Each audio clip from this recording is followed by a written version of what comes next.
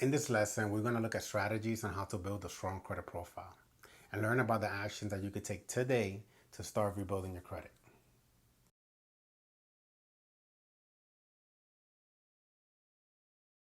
Hey, it's Darrison from Greater Atlanta Builds Credit, where we guide clients on how to strategically build credit, teach you how to improve your score, and connect you to the appropriate credit building products in order for you to build a strong credit profile. Understanding how credit works is the first step in strategically building credit. So today, we're going to look at the different sections of a credit report. Where does credit information come from? The different types of report, and exactly what actions you can take today in order for you to start rebuilding your credit profile or improving your score. And make sure you stick around to the end, because I also share with you 2 tips on how to strategically and legally get collections removed from your credit report. Before we dive into our lesson, let's take a step back and take a quick industry overview for context.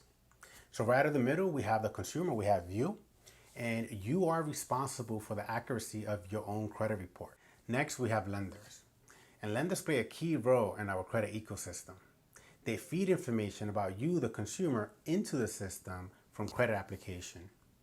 And they retrieve information out of the system in the form of credit reports and scores. Now, it's the lender's choice to report your information to the credit bureaus. They are not required to do so. But if they do, then they have to abide by the rules and regulations set forth by the Fair Credit Reporting Act. In addition to lenders who use and report credit information, we also have the credit reporting agencies. The 3 big ones are Experian, TransUnion, and Equifax. The role that they play, they hold an archive of your credit history. Next, we have the companies that create credit scoring models. The most well-known is Fair Isaac Company, commonly known as FICO. And there's also another company called Vantage. In addition to these independent companies that create credit scoring models, the credit reporting agency, the CRAs, then themselves also create their own scores. And finally, we have the regulators. And they're responsible for making sure that all the key players are playing by the rules and abiding by the law that govern the credit industry. Much of the enforcement falls on the Consumer Financial Protection Bureau and the Federal Trade Commission. So where does credit information come from? Some information comes from creditors. For example, if you have an auto loan, the lender will report your balance, your payment history, and other data. A limited amount comes from public records. As of 2018, the only public record that can appear on a consumer's credit report are bankruptcies. And also information that you input into a loan application. That also feeds information to the credit bureaus, such as a new employer or a new address. There are 4 sections of a credit report: personal identifying information, credit history, public records, and inquiries. Now that we know where credit information comes from, let's take a look at each one of these sections a little bit more closely. Before we dive into the main sections of a credit report, let's first review what's not on a credit report. What's not on a credit report would be your non-credit banking information, like your checking account, your savings account, that does not get reported onto your credit report. Your belief and your affiliations, your political affiliation, your gender, your race, none of that information gets reported onto your credit report. Many non-delinquent accounts won't get reported onto your credit report. For example, utilities or a cell phone bill or water bill.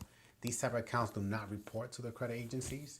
However, if you do not pay them, it could potentially show up on your credit report in the form of a collection.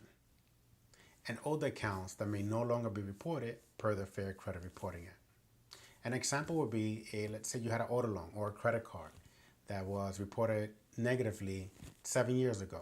Once it hits the 7-year mark, that's it. It gets purged from your credit history. And we're going to talk a little bit about that in more detail later on during the lesson. The first section of the credit report is the personal identifying information.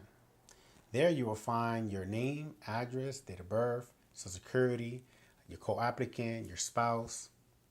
Now, it's not unusual for your name to be misspelled or your address to be misspelled. Because remember, the credit reporting agency, they get the information from applications that you fill out. So if you fill out an application and the lender that submitted the application on your behalf misspelled your name or misspelled the address, that could show up on your credit report.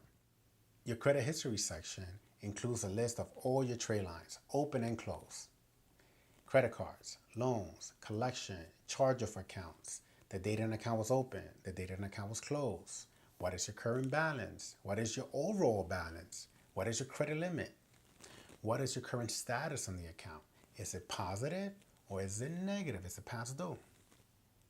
The next section is public records. And as I stated earlier, the only public record that can appear on your credit report as of 2018 are bankruptcy. There's two types of bankruptcy that I see most often reported on a consumer's credit report. Chapter 7 and Chapter 13. The last section of your credit report is inquiries. There are two types of inquiry. There's soft inquiry and hard inquiries. Soft inquiry is initiated by you, the consumer, for educational purposes. So let's say, for example, you go on Credit Karma and you check your own credit report. That does not affect your score, and you could do a million of those. Soft inquiries appear only on the Consumer Disclosure Report, and they do not affect your score. Hard inquiries, on the other hand, do affect your score, and they show up on both the Consumer Disclosure Report and the Business Division Report. It stays reported for 24 months, but it has the biggest impact the first 12 months.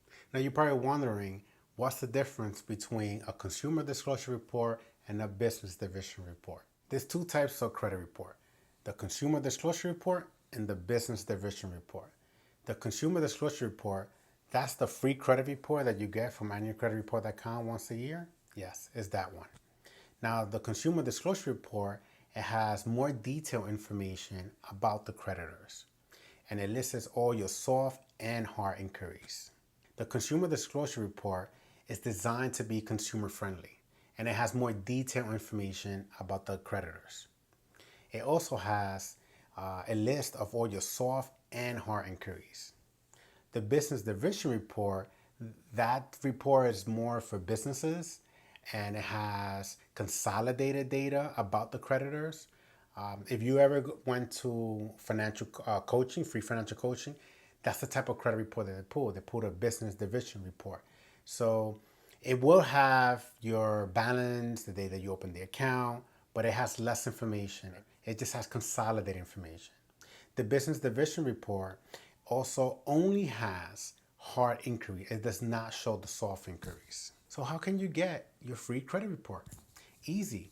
Go to annualcreditreport.com and you are entitled to one free credit report per the Fair Credit Reporting Act once every 12 months.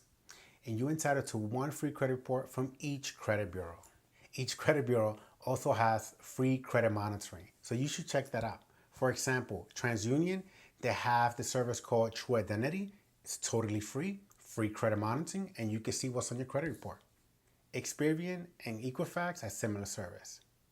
In fact, Experian gives you your free FICO score version 8.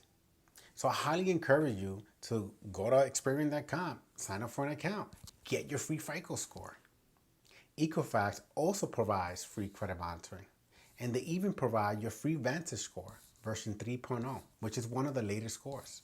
Again, sign up for them. They're free. To get a copy of your Consumer Disclosure Report, super easy. Just go to annualcreditreport.com, enter your personal information, name, address, Social Security, date of birth. That's step number 1. Step number 2, you have to pass what we call out-of-wallet questions. So they will ask you questions to verify your identity. An example of a question will be, in 2005, what county did you live in? Or in 2006, you had an auto loan. Who was the lender, or what was the payment? Now, these questions are designed to verify your identity. If you have not had active credit in the last few years, there's a possibility that the credit bureaus don't have your current information, like your current address or your current employer. If you fail the out-of-wallet questions, no need to worry, because they'll give you an opportunity to fill out an application, and it might ask for proof of identity or a copy of your Social Security card or proof of address, and you could get your credit report that way. It will be through the mail. True or false? Making a payment or even just speaking to a creditor can restart the clock for how long a collection can stay on your credit report. What do you think? The answer is false. If you answer false, congratulations. Collections account and negative information gets removed from your credit report 7 years from the date of first delinquency. What is the date of first delinquency? The date of first delinquency is when your account first goes 30 days past due, leading up to a charge-over account. Once it's in charge-off status, that's it. That's the point of no return. So once the date of first delinquency is recorded, 7 years from that date, that account will get removed from your credit report. So where can we get the date of first delinquency? Where can we get this information? There's two ways that you can get this information. One, you could call the creditor directly and ask them. But chances are, if it's a really old account, they might not have this information. The second, and this is the easier option, you could just get a copy of your consumer disclosure report, which is free on annualcreditreport.com. So we need this information because this will determine what accounts we're going to prioritize.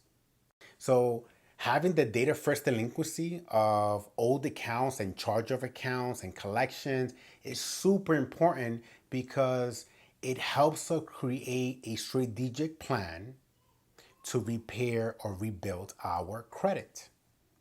For example, if we know that an account is going to fall off next month, then let it fall off. Don't prioritize paying that account. Prioritize paying your other accounts. Your other accounts that might have a potential to either one, go into collection, or two, that you could possibly get sued on. The date of first delinquency, your consumer disclosure report are super important tools that you can use right now, free of charge, to start working on your credit. So now for the 2 tips on how to get collections legally removed from your credit report. Tip number 1, get a copy of your consumer disclosure report. This will have the date as to when this collection will be removed from your credit history. When a collection reports an account, the date that they report is different than the date of the original creditor. Now, the collection will also get removed from your credit history 7 years from the date of first delinquency of the original creditor. Now, this is important to understand because when a collection reports an account, the day that they report is the day that they became owners of the account or that they purchased the account, which is different than the original creditor. Just to put this into context, let's say, for example, you had an auto loan. And this auto loan, you went delinquent 7 years ago, 6 years, let's say 6 years ago. You went delinquent 6 years ago, meaning that in another 12 months, it's going to hit 7 years and that auto loan is going to fall off from your credit report. Now, if a collection just purchased this account, let's say this month, when they report it onto your credit report, they will list it as the account was opened today or this month. Basically, that account, the collection account, will still be removed 7 years from the date of first delinquency of the original creditor. So in this example, the collection and the negative auto loan will both be removed 7 years from the date of first delinquency. For tip number 2, you can ask the collection company to validate the debt. If they cannot validate the debt, then they have to cease collection and remove the collection from your credit report.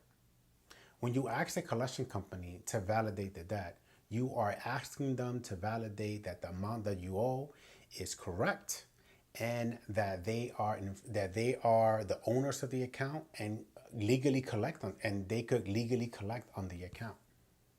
Now, this is an important step, whether you owe the debt or you don't. That if I'm going to pay a collection company my money, I want to make sure that I'm paying the correct amount. And I'm not saying to dispute information that you know, that you in fact know that you owe. But you should still ask the collection company to validate the debt. Let me give you an example. I have seen in the past collection companies charge interest on an account that they were not supposed to charge interest on. For example, let's say that you have a cell phone collection. We know that cell phone companies do not charge interest on the debt that you owe them. Therefore, the collection company cannot charge you interest on a debt on that particular debt. Now, if you want to learn more and take a deeper dive into strategically building credit, you want to take the next lesson titled Know Your Score, where we run through the different scoring models and learn about the different actions that you can take to easily increase your score. I'll see you soon.